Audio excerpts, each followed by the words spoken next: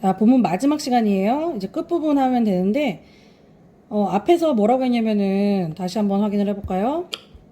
진화론에 대한 오해가 있다, 사람들은. 그것에 대해서 근거를 세 가지 들었어요. 사회 진화론과 자연선택과 또 변이가 다양하게 일어났고, 그리고 서로 상부상조해서 돕고 있다라고 하는 근거를 얘기했죠. 자, 이제 끝부분에서는 뭘 얘기할 거냐면은, 그렇기 때문에 우리는 함께 살아야 한다, 공존해야 한다라고 하는 건데,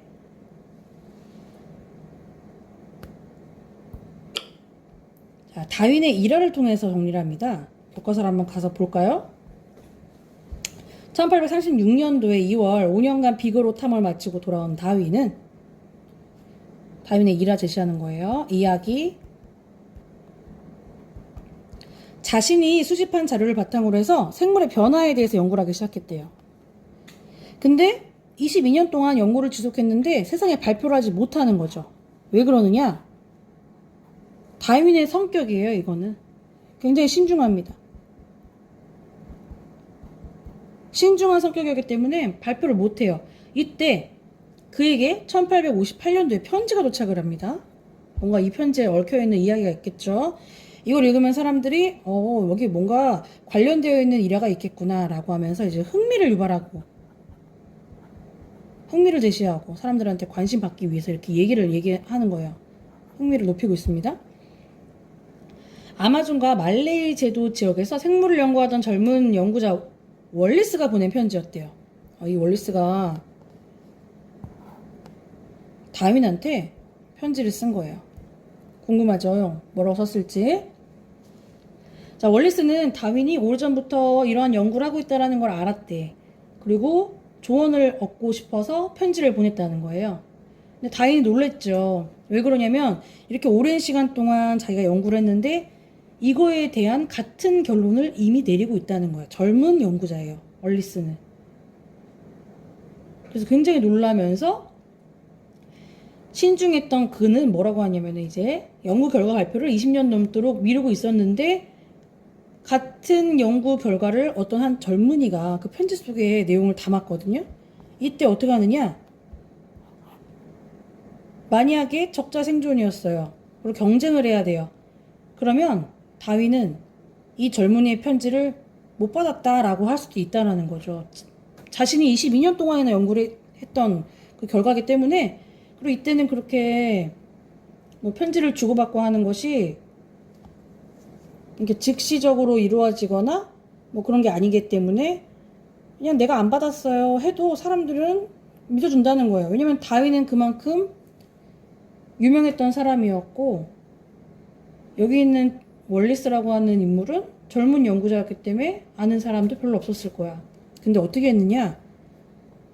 그렇다면 다윈이 이렇게 훌륭한 연구 업적과 결과를 우리가 인정해주고 교과서에 실지 않았겠죠? 뭐라고 했느냐? 세상은 2등을 기억하지 않는다. 1등만 이름이 남고 역사는 승자를 기록한다. 학계에서도 역시 학계는 더 심합니다. 1등만 이름을 알리고 있으니까. 학설에 자신의 이름을 붙일 수 있는 영광은 최초로 발견한 사람이나 설립자한테만 주어지는 그런 관행들이 있다는 거예요. 근데 다윈이 인간적 방법에만 치중한 사람이었다면은 어떻게든지 월리스라고 하는 이 인물을 학계에서 제외시켰을지도 모른다 라고 하는 거죠. 왜냐면 우리 인간의 세상에서는 앞에서 계속 얘기했듯이 약육강식이 있기 때문에 1등만 살아남을 수 있어요. 그리고 충분히 그는 그렇게 할 수 있는 인물이었어요. 모른다. 하지만 그렇게 안 했대. 어떻게 했느냐? 다윈은 연륜이나 연구, 경력. 다음 장으로. 또 수집된 자료를 비롯해서 재력, 그리고 사회적 지위도 월등했기 때문에 그가 마음만 먹었다면 매장을 하고 연구 결과를 발표가 주목을 받았겠죠. 빨리 발표를 해서. 하지만 다윈은 생태계와 생물체의 상호관계에 대해서 조예가 깊은 사람이었고, 또 약육강식 원리에 지배되지 않는다라는 것을 이미 알고 있는 사람이에요. 그렇기 때문에 인간적인 방법, 여기서 인간적인 방법이라고 하는 거는 1인자만 인정받는, 학계도 매장시키는 뭐 그런 약육강식 이러한 걸 말하는 거겠죠. 자, 결국 다윈은 인정을 합니다. 월리스라고 하는 학자를 인정을 해줘요. 그리고 동료 연구자로 받아들여서 공동 저자로 인정을 합니다. 그러니까 앞에 나와 있는 그 인간적인 방법과는 반대죠. 약육강식은 인간적인 방법이에요. 공동 저자로 인정한 것은 인간적이지 않은 방법이에요. 하지만 다윈은 기꺼이 이 방법을 택했습니다. 후세 사람이 다윈이 매우 신사적이었다라고 하지만 인간적 방법에 다른 말입니다. 사실 다윈은 최적의 결과를 가져올 전략이 뭔지를 본능적으로 깨달았다고 해도 무방하다라는 생각이 든다. 왜냐하면 다윈은 직접 이걸 연구했던 사람이기 때문이에요. 핀치를 통해 다양성을 알고 있었기 때문에. 그가 이러한 거를 연구하지 않았다면 또 다른 방법을 택했을지도 모르겠지만 그렇지 않았다는 거죠. 자, 만약 다윈이 약육강식의 원리에 따라서 월리스를 짓밟으려 했다면 그때는 물론 성공을 했겠지만 그 이후로는 어떻게 됐을지 모른다. 그래서 다윈은 자, 경쟁과 배제 대신 공존과 화해를 선택했다. 그래서 다윈은 최적의 결과를 얻게 되었다. 라는 겁니다.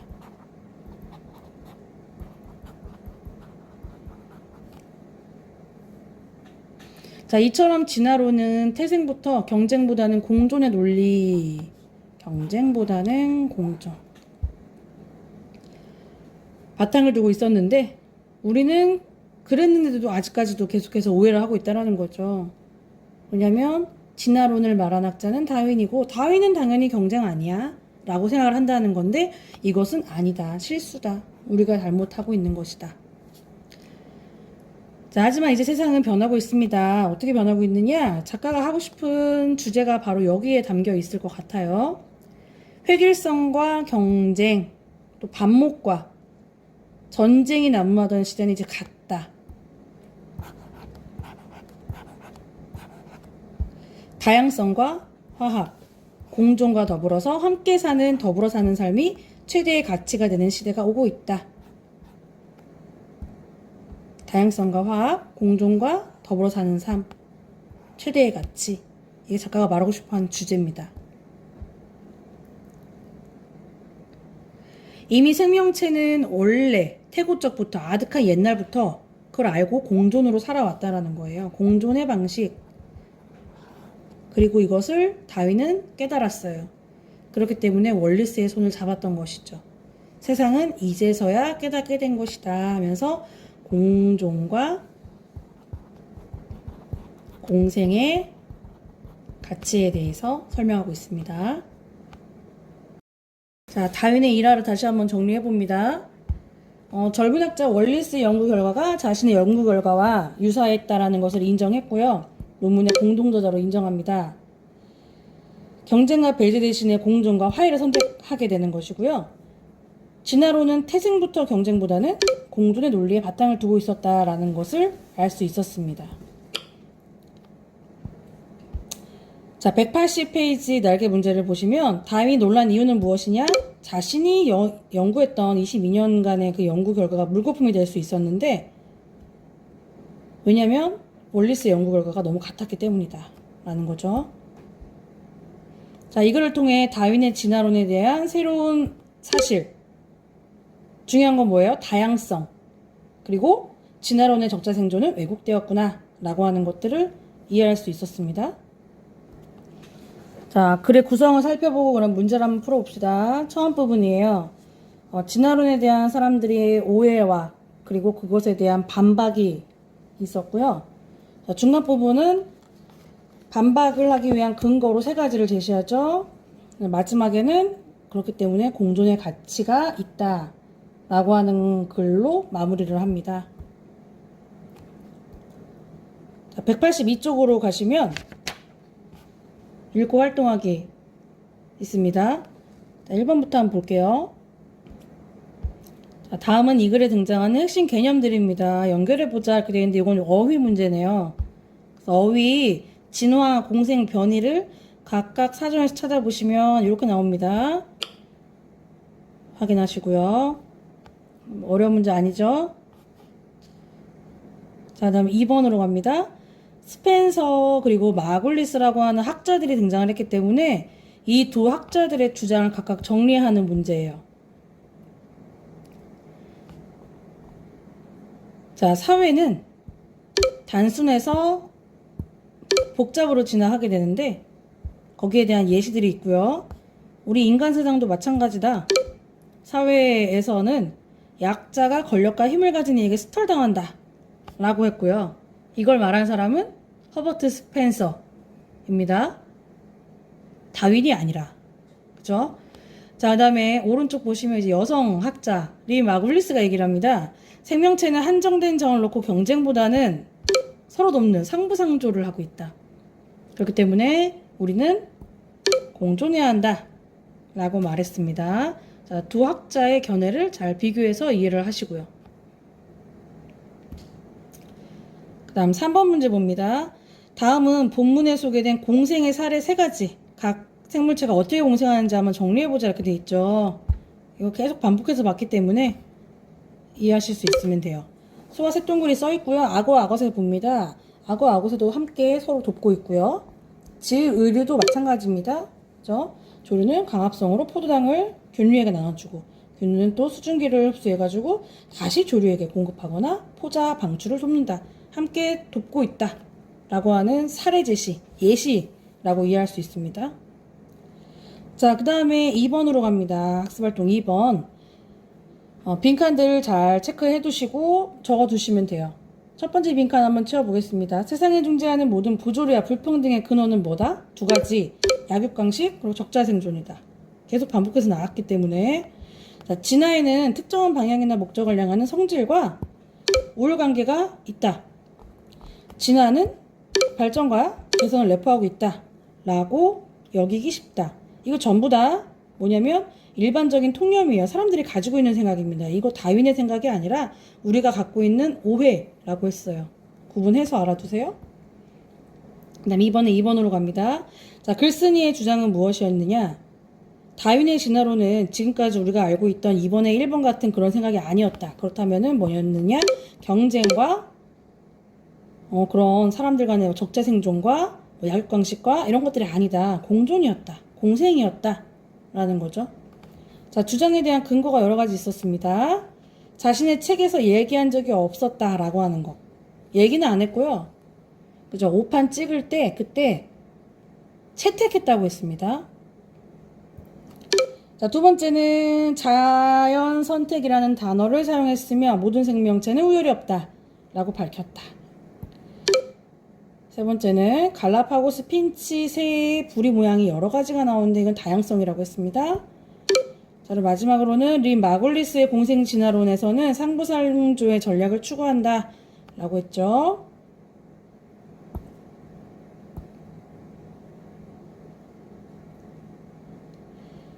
자, 이제 이번에 마지막 세 번째 문제입니다. 글쓴이 입장에 대한 자신의 생각, 관점을 한번 정리를 해보시고요. 토론을 해봅니다. 이처럼 진화론은 태생부터 경쟁보다는 공존의 논리, 공존이 더 중요한 거예요. 그래서 우리가 실수를 저질렀습니다. 어떤 실수를 저질렀느냐? 일반적 통념을 가지고 있다라고 했어요. 하지만 이제 세상은 변하고 있다. 앞에 있는 세모는 사라지고 동그라미가 오는 최대의 가치가 되는 시대가 오고 있다. 다윈이 월리스의 손을 잡았던 것처럼 우리도 함께 공존하고 공생하자 라고 했죠. 자, 이거에 대한 자신의 생각들을 한 번씩 정리를 해보시고요. 작가는 어떤 얘기를 하고 싶었던 것인가, 이 글을 통해서 작가가 하고 싶었던 이야기들을 다시 한번 생각해보는 시간이 되었으면 좋겠습니다. 자, 교과서 184쪽을 가시면은 일상생활에서 과학적 원리가 응용된 사례가 있습니다. 한번 읽어볼게요. 이 글 전체의 내용을 한번 정리를 해봅니다. 총 몇 개의 문단으로 되어 있는지를 먼저 한번 확인합니다. 첫 번째, 파마는 어떤 과정이다. 그러면서 이제 기본 원리를 설명하고 있고요.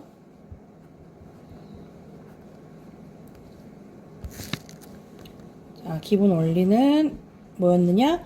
산화 환원 반응이다. 여기까지가 첫 번째 문단. 자, 두 번째 문단. 일반적으로 어떤 물질이 산소와 결합하거나 전자를 잃는 과정을 산화, 또 산소를 잃거나 전자를 얻는 과정을 환원이라고 하는데, 여기서 우리는 뭘 찾으면 돼요? 산화와 환원이 이런 것들이구나 라고 하는 개념이 제시되어 있는 단원이고요. 문단이고요. 다음 세 번째, 머리카락의 주성분은 케라틴이라고 불리는 섬유 같은 단백질인데, 이 단백질 구조를 써놓은 거예요. SS 형태의 시스틴이라고 하는 아미노산 성분이 함유가 되어 있다. 이 단단한 결합이 탄력성을 유지해주게 되는 것이다. 그렇기 때문에 따라서 항상 따라서가 있으면 그 D가 중요한 거니까 여기를 더 집중적으로 보시면 돼요. 젖은 머리에 열을 가해서 원하는 형태 웨이브를 만들고 머리카락을 닦고 그 상태로 잠을 자고 일어나면은 고불고불한 웨이브가 만들어진다. 이건 뭔 말이냐면 위에서 말했던 거, 일시적 물리적 변화.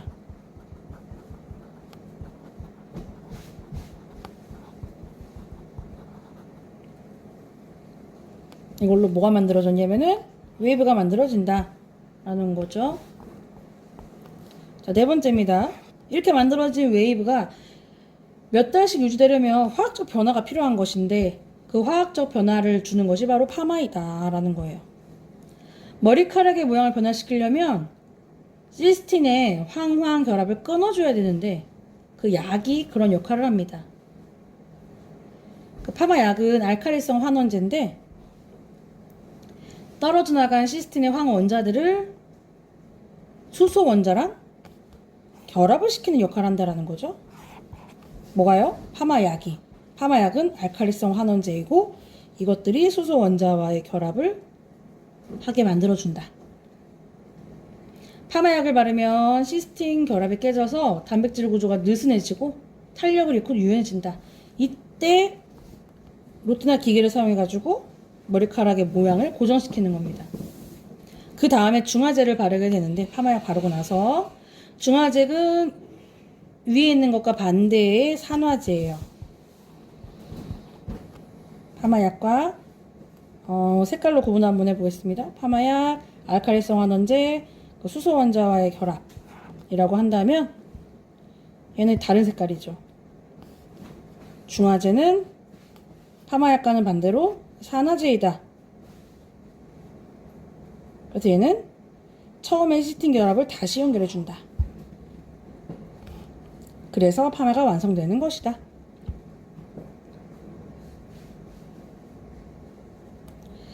자, 다섯 번째 문단.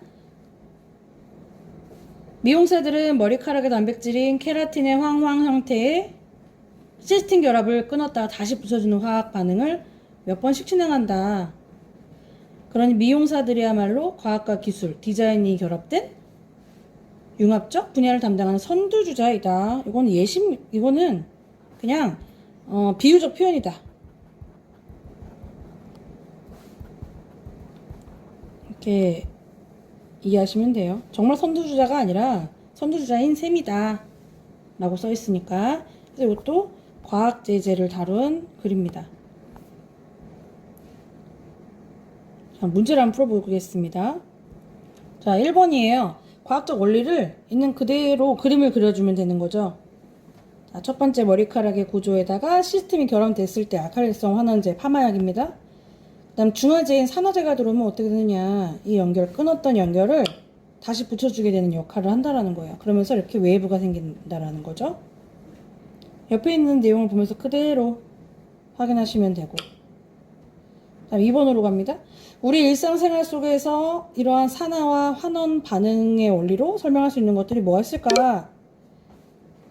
도금 액세서리가 색깔이 바뀌는 거, 또 철 등의 금속들이 부식되는 것들, 녹슬게 되는 것들, 또 혈중 알코올 농도를 측정하는 음주 측정기, 이런 것들이 산화 환원 반응의 원리로 설명할 수 있는 예시가 됩니다.